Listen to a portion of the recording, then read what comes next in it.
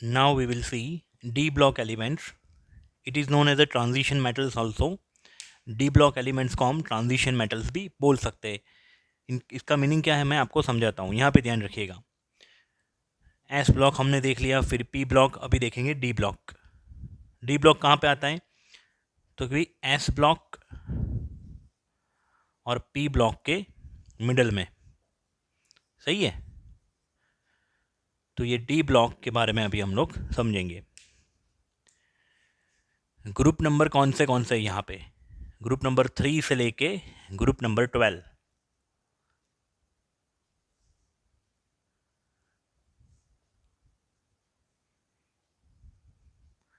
इनको D block इसलिए बोला जाता है क्योंकि उनका last electron enter into D type of orbital, D type of subshell. Elements in which the last electron enters d orbital are called d block elements. Since d subshell has 5 orbital, you know very well, dxy, dyz, dzx, dx square minus y square and dz square. तो d subshell के कितनी orbitals होती है? 5. तो 5 to the 10 electron उसमें accommodate हो सकते हैं. कितने total? 10 electron can be accommodate maximum. It means D block के अंदर 10 ग्रुप्स आप देख सकते हो. 3 to 12 total 10 groups. There were 10 columns are present. Okay. अभी पीरियड की अगर हम बात करें तो period number 4, period number 5, period number 6 और पीरियड नंबर 7 के अंदर डी ब्लॉक के एलिमेंट है. फर्स्ट पीरियड में तो खाली 2 ही एलिमेंट है, हाइड्रोजन एंड हीलियम. फिर सेकेंड और थर्ड में डी ब्लॉक नहीं होता है. डी ब्लॉक की एंट्री कहाँ से होती है? 4 से. 4, 5, 6, 7 period are occupied into D orbitals. Elements after S block. पहले एस ब्लॉक आएगा 2 एलिमेंट, उसके बाद के 10 डी ब्लॉक में, फिर पी ब्लॉक वाले. ठीक है बेटा. ग्रुप नंबर 3, उसका first element n is equal to 4 के लिए स्कैंडियम होगा. स्कैंडियम, उसका एटॉमिक नंबर है 21. हमने याद रखा है स्कैंडियम, टिटेनियम सेकेंड चैप्टर में, scandium, titanium, vanadium, chromium, manganese, iron, cobalt, निकल, कॉपर, जिंक. Atomic number 30. ठीक है बेटा. इसके बाद यहाँ पे 39 नंबर का एटॉमिक नंबर 39 एलिमेंट का नाम है यट्रियम. सिंबल है वाई, यट्रियम. यहाँ पे 48 number cadmium, C D. Okay. Then यहाँ पे 57 नंबर पे एले लैंथेनम, 57 नंबर पे एले लैंथेनम. और एंड होगा 80 नंबर पे मर्क्यूरी. ओके. यहाँ पे 57 के बाद डायरेक्टली यहाँ पे एलिमेंट होता है 72 नंबर वाला, हाफनियम, HF. तो भी क्वेश्चन आपको होगा कि सर यहाँ 58 से लेके 71 वाले एलिमेंट कहाँ पे गए? तो वो यहाँ पे नीचे, जिसको हम बोलते हैं F block element. F block element में 2 सीरीज़ है. उसमें जो पहली सीरीज़ होती है जिसको बोलते हैं लेंथेनॉइड एलिमेंट्स, जिसमें 58 से लेके 71 तक एलिमेंट्स वहाँ पे है, 14 एलिमेंट्स, लेंथेनॉइड सीरीज़. उसके बाद 89 एटॉमिक नंबर वाला एक्टिनियम. और यहाँ पे 112 कॉपरनीशियम, CN, कॉपरनीशियम. 89 टू डायरेक्ट यहाँ पे मैं लिखूँगा 104 नंबर RF, रुथरफोर्डियम. क्वेश्चन ये होगा कि सर बाकी के 14 एलिमेंट किधर गए? 90 टू 103. तो वो ये एफ ब्लॉक के अंदर नीचे है. ठीक है. फिलहाल हम डी ब्लॉक की बात कर रहे हैं, और डी ब्लॉक में एटलीस्ट इतने एलिमेंट तो आपको याद रखने ही पड़ेंगे. हाँ, यहाँ पे जो मैंने लिखे हुए नहीं हैं वो भी आप अपनी टेक्स्ट बुक में से लर्न कर सकते हो. बाकी एटलीस्ट इतने काफ़ी है exam point of view. Okay बेटा. इनकी जनरल इलेक्ट्रॉन कन्फिगरेशन के बारे में देखते हैं. इनकी आउटर में मोस्ट शेल, वैलेंस शेल की जनरल इलेक्ट्रॉन कन्फिगरेशन क्या होगी?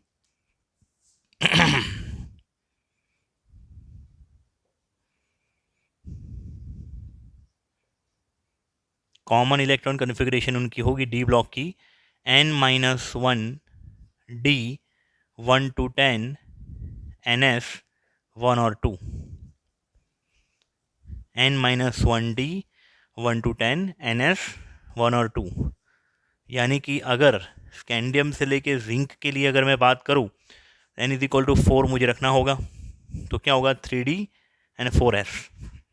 हाँ, energy point of view, Aufbau principle आपको पता है सेकेंड चैप्टर में, तो 4S की एनर्जी कम होती है, फिर इलेक्ट्रॉन जाएगा 3D में, आपको पता होना चाहिए। इसके प्रीवियस एलिमेंट जो है कैल्शियम, उसकी कन्फिग्रेशन क्या होती है, आर्गॉन 4s2, आर्गॉन 4s2, और स्कैंडियम की कन्फिग्रेशन होती है आर्गॉन 4s2 3d1। या तो मैं ऐसा भी लिख सकता हूँ स्कैंडियम की कन्फिग्रेशन कि आर्गॉन 3d10 नहीं 3d1 4s2, argon 3d1 4s2, फिर यहाँ पे 3d2 4s2, 3d3 4s2, 3d5 4s1 exceptional case, समझाया था मैंने सेकेंड चैप्टर के दौरान। वैसे करते करते 3d5 4s2, 3d6 4s2, 3d7 4s2, 3d8 4s2, 3d10 4s1, ये भी एक्सेप्शनल केस है, और जिंक 3d10 4s2। समझ रहे हो बात की गहराई को? तो लास्ट इलेक्ट्रॉन कहाँ पे एंटर हो रहा है, डी ऑर्बिटल में, इसलिए इनको रखा गया है डी ब्लॉक में। ओके, यूट्रियम से लेके कैडमियम तक N=5 रखना है, और लेंथेनम से लेके मर्क्यूरी के लिए N=6, एक्टिनियम से लेके कॉपरनीशियम के लिए N=7। और एक चीज़ याद रखिएगा यहाँ पे कि यहाँ पे जो मैंने स्कैंडियम से लेके जिंक लिखा है ना, उसको बोलते हैं first transition series, first transition series. Yttrium से कैडमियम तक वाले एलिमेंट के लिए सेकंड ट्रांजिशन सीरीज। ठीक है बच्चों, इसके लिए बोलते हैं थर्ड ट्रांजिशन सीरीज, और ये है फोर्थ ट्रांजिशन सीरीज। तो ये ट्रांजिशन सीरीज वर्ड क्या है? Transition elements means such atom which have minimum one unpaired electron in d orbital, either in neutral state or in any oxidation number. Either in neutral state or in any oxidation number, an atom or ion have minimum one unpaired electron, d unpaired electron. मतलब d में जो electrons है, अगर मैं copper +2 की बात करूँ, copper neutral अगर है तो उसकी कन्फिग्रेशन 3d10 4s1 है। कॉपर +1 क्यूब प्लस उसकी कन्फिग्रेशन है 3d10 4s0, लेकिन कॉपर +2 है तो उसकी कन्फिग्रेशन 3d9 4s0। तो 3d9 है अगर, तो मुझे अगर 3d9 की कन्फिग्रेशन बनानी है, तो इन 5 orbital if I have to put 9 electron, तो what happen, 4 orbitals are paired and 1 orbital got unpaired. That's why copper is known as a transition element. Scandium to copper are known as a transition element. मतलब ये last वालों को छोड़ के, ये चारों को छोड़ के बाकी सबको हम क्या बोल सकते हैं, ट्रांजिशन एलिमेंट बोल सकते हैं। इन चारों को ट्रांजिशन एलिमेंट इसलिए नहीं बोल सकते हैं कि जिंक जो है या तो इधर वो न्यूट्रल होता है या तो +2 स्टेट में होता है अपने कंपाउंड में। ये लास्ट वालों को छोड़ के बाकी सारे जो एलिमेंट्स हैं ना, वो more than 1 oxidation state possess करते हैं। क्या बेटा, मोर देन 1। जैसे कॉपर है +1 भी है +2 भी है, वैसे Fe +2 भी हो सकता है +3 भी हो सकता है।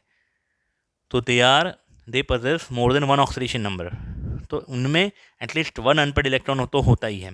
जबकि यहाँ पे इन सब में क्या होता है, अगर वो जिंक +2 भी बन जाए ना, जिंक न्यूट्रल की कन्फिग्रेशन है आर्गन 3d10 4s2, अगर जिंक +2 भी बन जाए ना, तो उसकी कन्फिग्रेशन होती है आर्गन 3d10 4s0। अभी डी में 5 ऑर्बिटल होती है और 5 भरी हुई, मतलब उसमें कोई अनपेड इलेक्ट्रॉन ही नहीं है, तो इसको ट्रांजिशन एलिमेंट हम नहीं बोल सकते। किनको, जिंक को। और जैसा किस्सा जिंक में होता है ना, similar case happen in the cadmium and mercury and CN also. ये CN तो अभी लेटेस्ट इन्वेंट हुआ है, इसलिए CN के बारे में डिस्कस नहीं किया है बुक्स में।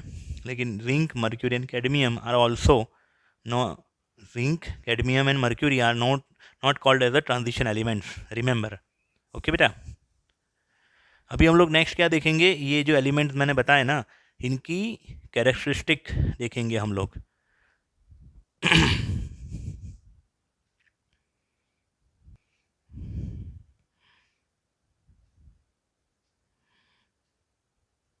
हमने डी ब्लॉक की कॉमन इलेक्ट्रॉन कन्फिग्रेशन तो देख ली बराबर, उनकी जो पोजीशन है वो S block and P block के मिडवे में है, बीच में है।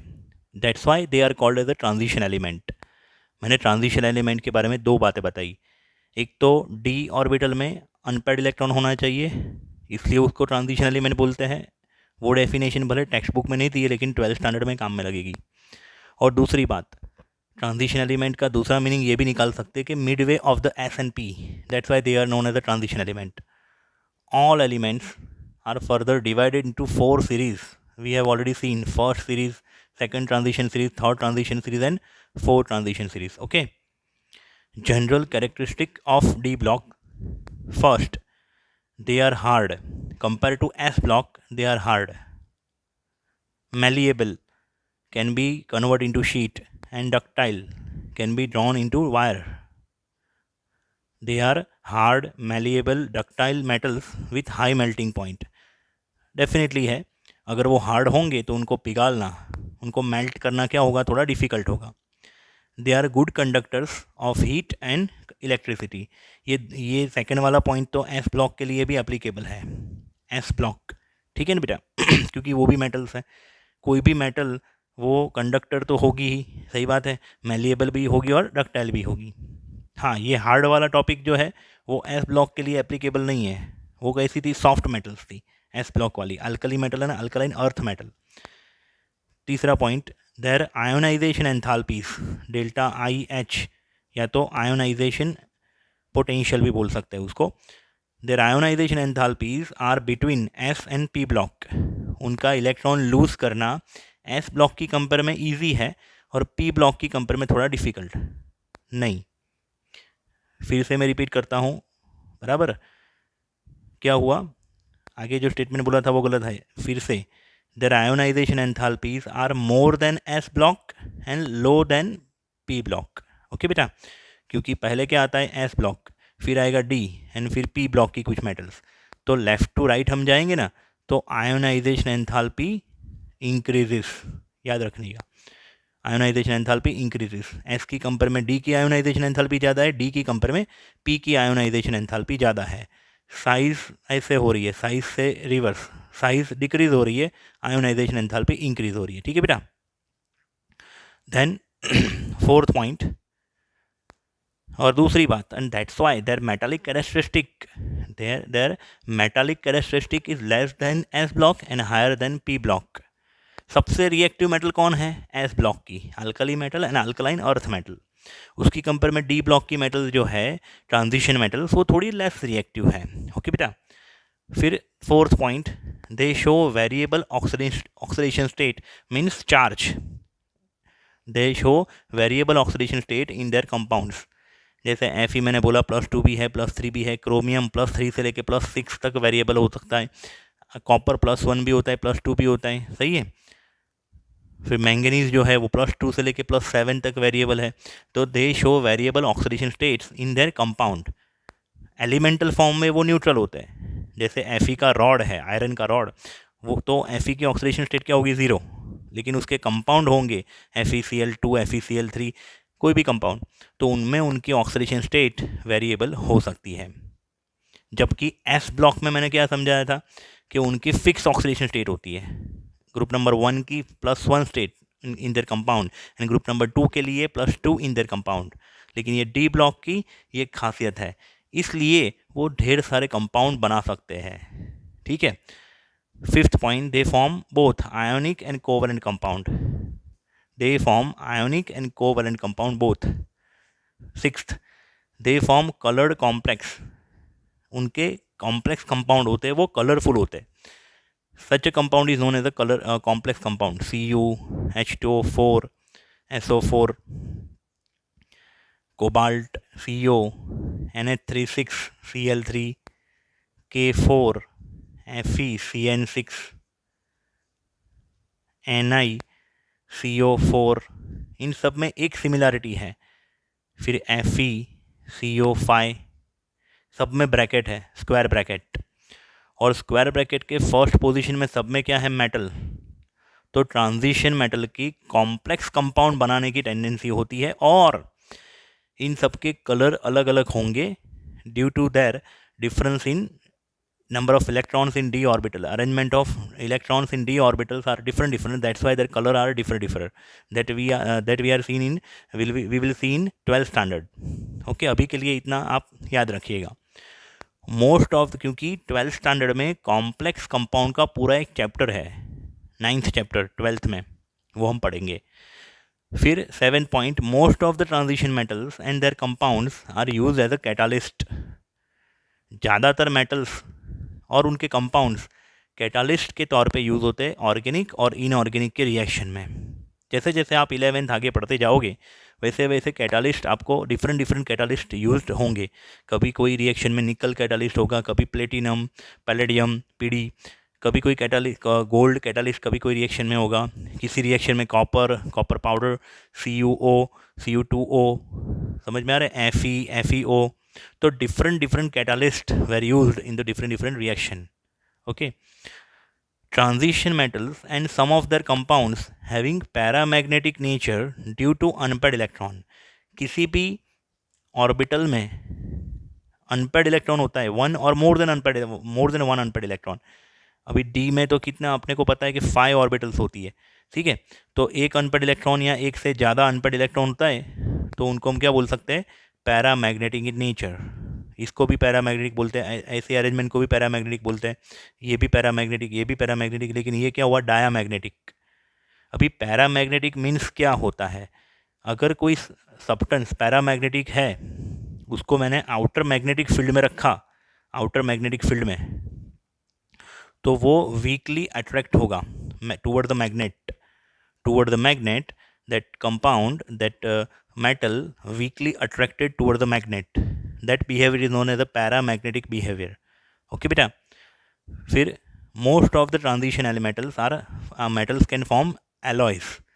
हमारे आसपास स्टेनलेस स्टील हम देखते हैं, वो भी एक प्रकार का एलॉय है. ब्रास, जिसको हिंदी में हम बोलते पित्तल, तो पित्तल भी कॉपर और जिंक का मिक्सचर है, कॉपर एंड जिंक का बना हुआ एलॉय है. स्टेनलेस स्टील जो मैंने बोला, आयरन, कोबाल्ट, निकल क्रोमियम से बना हुआ एलॉय है. उसके बाद आप जो गोल्ड के ऑर्नामेंट्स पहनते हो वो भी एक प्रकार के एलॉयस ही है. उनमें थोड़े प्रतिशत क्या होगा, कॉपर होगा.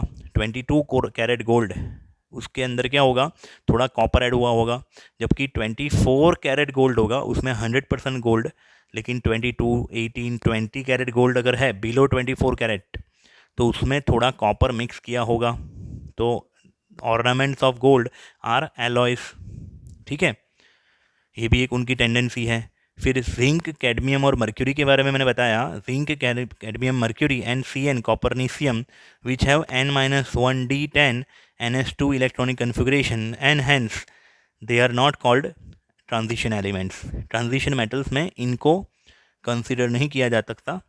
हाँ, डी ब्लॉक के मेटल्स है वो, लेकिन उनको ट्रांजिशन मेटल्स नहीं बोलेंगे हम. ओके बेटा, on the basis of they have no unpaired electrons.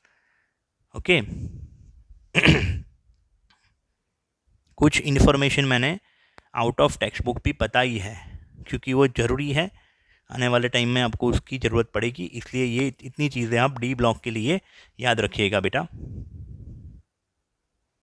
Now we will see F block element. They are known as the inner transition metal also. Inner transition metals कहाँ पे इनकी position है, तो S block, उसके बाद आएगा यहाँ पे डी ब्लॉक, फिर पी ब्लॉक.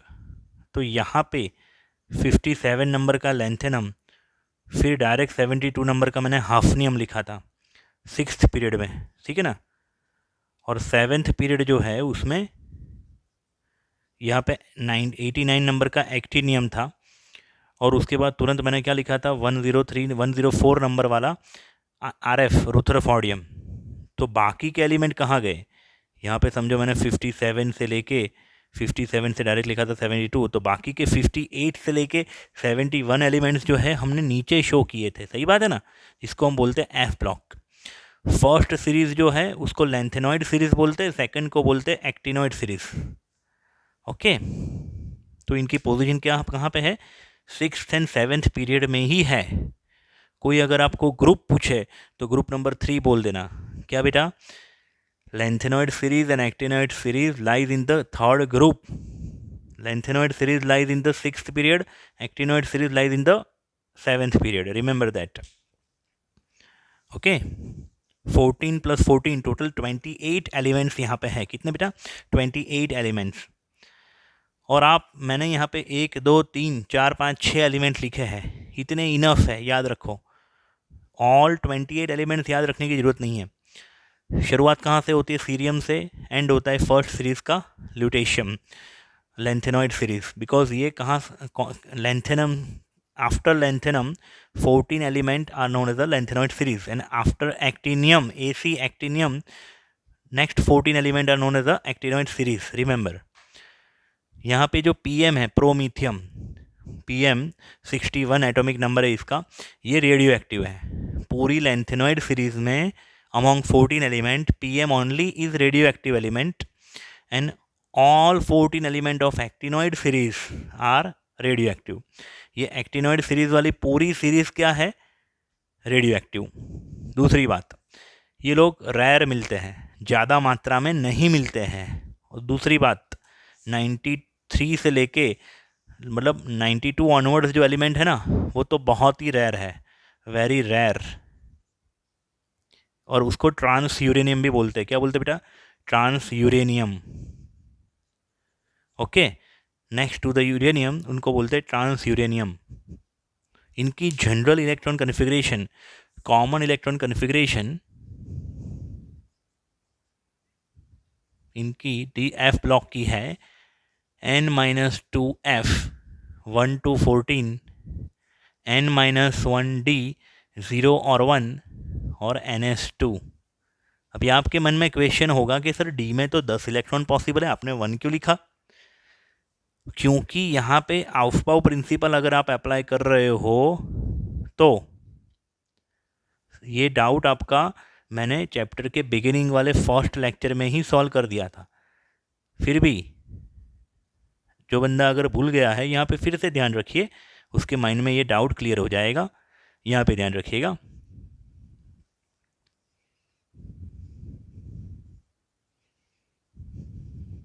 ठीक है. अब यहाँ पे energy level, the sequence of filling orbitals are, पहले 1s फिल होगी, उसके बाद 2s, फिर आएगा 2p, 2p के बाद 3s, 3p के बाद 3s के बाद 3p, 3p के बाद 4s, 3d, 4p, 5s, 4d, 5p, 6s. मतलब कि 6th पीरियड तक तो f का कोई अता पता नहीं है. यहाँ से 6th पीरियड चालू होगा. n = 6 आप अगर यहाँ पे पुट करोगे तो ये क्या होगा, NS2. तो 6s1 6s2 हो जाएगा ना. 6s1 6s2 फिल हो जाने के बाद इलेक्ट्रॉन किस में जाएगा, 4f में. 4f फिल हो जाने के बाद इलेक्ट्रॉन जाएगा 5d में. मतलब यहाँ पे जो d में एक इलेक्ट्रॉन अगर किसी में भी है ना, तो वो एज अ एक्सेप्शनल केस होगा. वरना पहले 6s के बाद कौन फिल होगा, 6s की एनर्जी से ज़्यादा एनर्जी है 4f की, और 4f फिल हो जाने के बाद 5d में इलेक्ट्रॉन जाएगा. आप समझ रहे हो? इसलिए मैंने यहाँ पे d में 0 या 1 इलेक्ट्रॉन लिखे हुए हैं, क्योंकि अगर d में इलेक्ट्रॉन फिल होता है तो इसको तो फिर क्या बोलेंगे हम लोग, d ब्लॉक मेटल. लेकिन यहाँ पे क्या होता है, कभी कभार 4f में से इलेक्ट्रॉन जंप करके 5d में आ जाता है, एक आध इलेक्ट्रॉन आ जाता है. सब में नहीं आता है, किसी किसी में आता है, और वो आपको लर्न करने की ज़रूरत नहीं है इलेक्ट्रॉन कन्फिग्रेशन, डोंट वरी. तो लेंथेनॉइड सीरीज़ की कन्फिग्रेशन में सबसे पहले इलेक्ट्रॉन जाएगा 6s में, उसके बाद 4f के बाद 5d. Remember that. और एक्टिनॉइड सीरीज़ में क्या हाल है, देखिए ज़रा.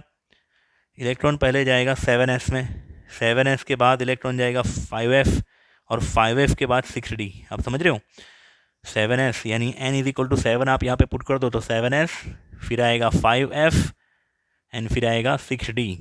सबसे पहले इलेक्ट्रॉन किस में फिल होगा, 7s के बाद 5f, और 5f के बाद इलेक्ट्रॉन फिल होगा 6d में.